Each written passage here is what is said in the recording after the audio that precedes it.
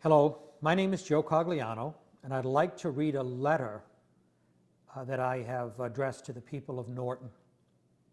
It's entitled, Preserving Your Rights and Freedom to Participate or Rule by Seven Kings and Queens. After reviewing the documents provided by the town of Norton regarding the Charter Commission and some comments by interested parties, I have concluded the proposal to change the town's charter from town meeting to town council is unnecessary and does not benefit the residents of the town.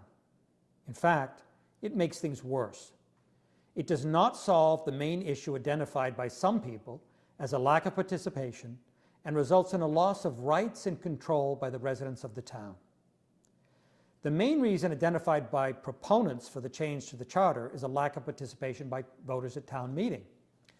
This is an interesting claim when less than 1,450 voters in a town of approximately 20,000 approved a 2019 ballot question to form a commission to study and make recommendations for the town charter. Many of those who voted in 2019 expected a review of ways to improve the town and not a complete change in the legislative and executive functions. If the issue is participation, how does reducing the number of participants to 7 town council members improve resident participation? We are promised these 7 representatives will be elected by the voters and therefore will represent the entire town. If few residents vote in town elections, few residents will select the 7 town council members.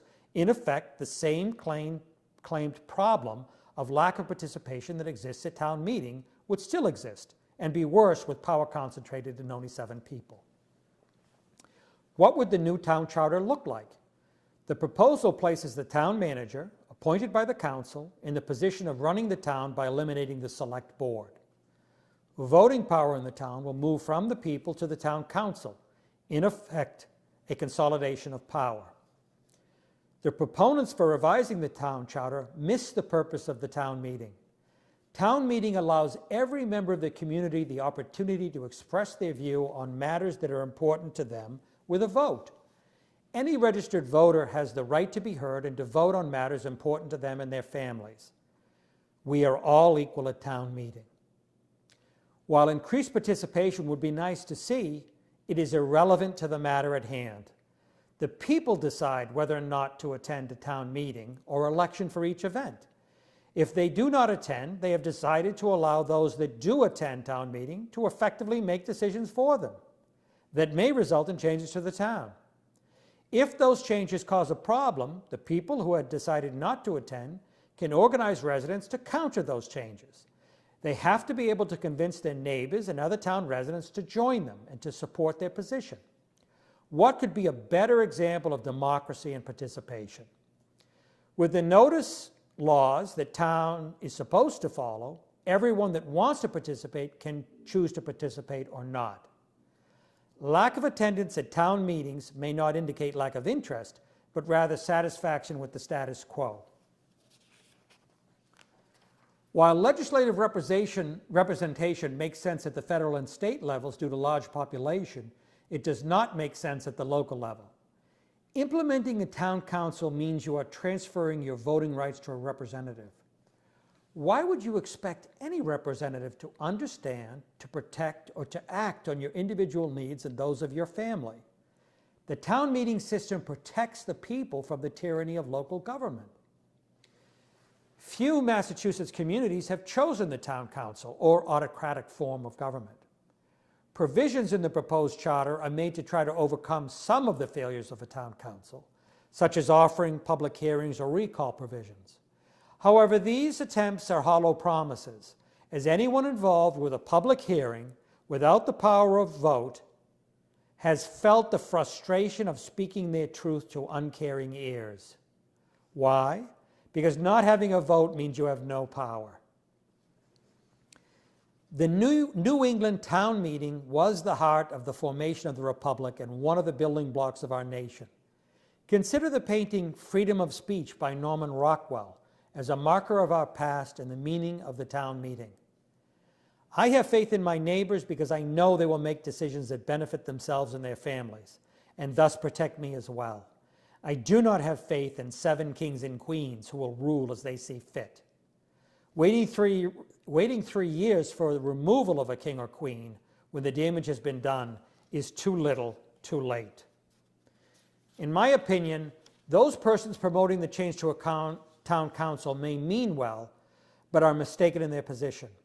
The effect of a town council would be to consolidate power in the town to as few as 4 people, a majority of the 7 council members. My concern is some people, especially those who seek power, seem to believe they know what is best for the rest of us, and they will not hesitate to enforce those beliefs when in power. The current system works because the power is in the hands of the people. The town council system removes the power from the people and transfers it to a few who may or may not have similar interests of those who are governed.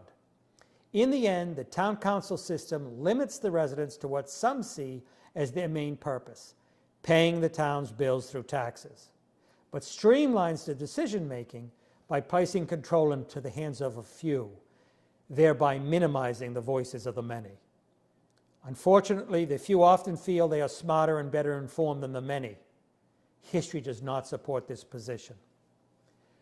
Freedom, liberty, your rights, protection of your family and home can be found in town meeting, not in the politics of a town council.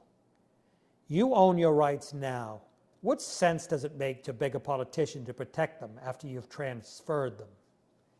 Would you expect to continue to live in a home once you have transferred ownership to some well-meaning person who promises that you can live there forever?